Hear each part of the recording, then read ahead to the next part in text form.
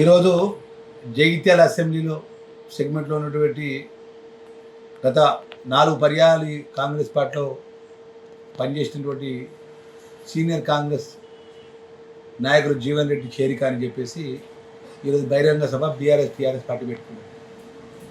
సంవత్సర కాలం తర్వాత మాజీ ముఖ్యమంత్రి కేసీఆర్ ఫామ్ హౌస్ నుంచి బయటకు వస్తాడు, గాలి మోటార్ వేసుకొని ఇలా జగిత్యాలకు వస్తారట. కానీ ఈ సందర్భంలో తన్నీర్ హరీష్ రావు ఢిల్లీకి పోవడం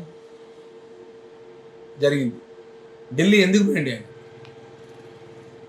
పార్టీలో ముసలం మొదలైంది, పార్టీలో వర్గపోరు అనేది ఇప్పుడు బయటపడ్డది.